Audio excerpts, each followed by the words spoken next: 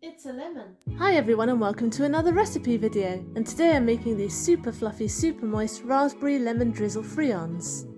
And these are Australian almond cakes that are very similar to French financier, and in this case I'm going to flavour mine with lemon zest and raspberries, and also some lemon juice for the icing, so let's go! First we're going to grate the zest of one whole lemon.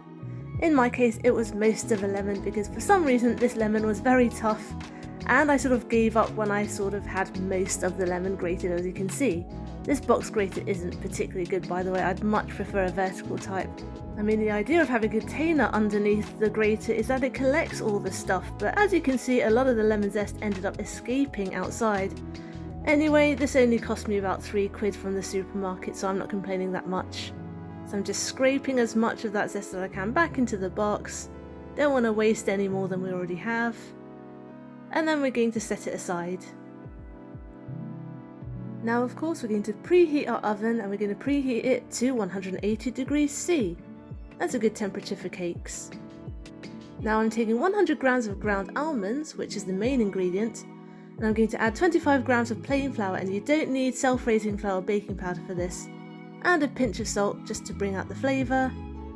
And now I'm adding 125 grams of icing sugar. You can use caster sugar, but icing sugar gives a much fluffier texture. Now I'm just going to give this a good stir, just to incorporate all of those ingredients. So what does make these cakes rise, if there's no baking powder or raising agent? Well, that will be the egg whites, which we're going to whip up in a bit, because we're going to whip them up until they're nice and fluffy so there are little air bubbles in the cakes. So now I'm going to take 4 egg whites. These are leftovers because I make cured egg yolks all the time, so I always have egg whites lying around in the freezer. Not lying around, I have them in bags, they're just not loose in the freezer. Now I'm going to whisk it up with a balloon whisk. You don't have to use an electric whisk for this. And it will take just about 1 minute, a minute and a half until it's fluffy enough. Now we're not making a meringue here, so don't worry about tiring yourself out trying to get stiff peaks with your hands. We're just going to wait until you can sort of draw a ribbon with the egg white when you lift the whisk, which I'll show you in a minute. So I have a little baker's confession to make here. I'm not actually 100% sure what the actual difference is between financier and friands, the latter of which we're making now. If you're talking about traditional French patisserie, then financier I made with browned butter, and today we're just going to use ordinary butter, and they're completely plain and unflavoured. But nowadays you can get financier in all sorts of flavours, as well as friands, which were originally meant to be like jazzier financier, if you see what I mean. So nowadays there's very little difference, but I will say that the main one is that I don't see many friand recipes with browned butter, which would then take them into financier territory. So that's my 2p worth. Anyway, now you can see we're just about ready with these egg whites. When I lift the whisk out of the bowl, you can see that a little ribbon is forming. I can draw a little ribbon pattern, so that is just about whisked enough. So now it's time to incorporate the wet ingredients into the dry ones. So I'm grabbing our almond mixture, which we've just mixed now, and adding all of the egg white in. Now usually I just fold this into the almond mixture until it's completely combined and smooth. But today I was feeling a little bit lazy, and I just gave it 1 or 2 turns, as you can see here, and before it was completely mixed in I thought, you know what, I'm going to add the butter right now. So I did. I add 125 grams of melted unsalted butter, which I'd also let to cool a little bit, and then I continued folding. And then I started mixing and I thought, well, I might as well add all the rest of the ingredients now. So I did. I added all that lemon zest that we just grated at the beginning. And then I also added the vanilla extract before I'd completely mixed everything thoroughly. So I thought maybe this is a mistake, but actually it worked quite well. So I happen to have 1 teaspoon left exactly in my old bottle of vanilla. And now I'm going to, for real, mix it until it's smooth. And I'm still using very gentle folding motions because we don't want to bash out all of the air that we've created in the egg whites. So just go really slowly and really gently until it's all well combined. Remember, the egg white's the only thing that's going to make this thing rise, so be careful. And that's just about done now.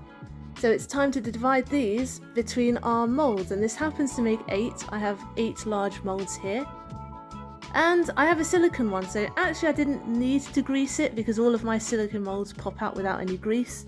But if you're using a metal one, then do remember to oil it with a little bit of oil, maybe some melted butter will do as well.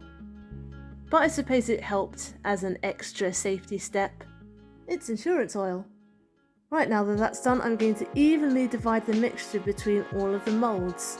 If you have a smaller one, you might have to do this in batches, but you'll have to work relatively quickly because the longer you let the cake mixture sit, the longer you're giving it for the air bubbles to deflate. So try to do it in one, or use 2 smaller moulds so you get all of that batter in the oven as soon as possible. So I'm getting that out of the way, just doing a quick clean up. It's not really necessary, but it just makes it easy to clean. And then I do realise that I miss a bit, but we're going to ignore that. And now finally we're going to pop our raspberries on. I could probably fit 3 on top of each, but I decided to go for 2 because the moulds are already quite full, and now I'm going to bake them for 30 minutes. Once they're nice and golden and puffy and you can stick a skewer down the middle when it comes out clean, we're going to cool it for a bit, and then once it's cool enough to handle, invert them onto a wire rack. Now this is the one downside of silicone moulds. I love them, but they are a bit floppy and hard to handle sometimes, so this is my little trick. I turn the wire rack upside down over the top, and then I flip the whole thing, so it just makes it a little bit easier to pop each individual one out without the mould flopping about everywhere. As you can see, done and dusted. Don't these look beautiful already? Right, now we're going to set those aside to cool completely and make the icing. Grab 75 grams of icing sugar and about 1 tablespoonful of lemon juice, which is freshly squeezed from the lemon we just made bald by grating it. You may need a little more or a little less than a tablespoonful of lemon juice. That's why I'm adding it a bit at a time here, because sometimes icing sugar can be a bit tricky and sometimes it takes more or less water. But once you have a nice thick but pourable consistency, it's time to drizzle that right over your cakes. And again, you don't have to use the whole thing now, just use as much as you like. I don't like too much icing on my cakes, so I just gave them a little bit of a drizzle, hence lemon drizzle cake, but in Friand form. And that's it, we are done. Thanks for watching. I hope you enjoyed today's video, and I hope you'll join me next Wednesday for my next one. Get the full recipe on my blog tashcakes.com and find me on Instagram as tashcakestastes. Subscribe and hit the notification bell if you'd like to see more. Comment down below if you'd like me to make anything in particular, and I'll see you guys later. Stay safe, be nice, and have a good week.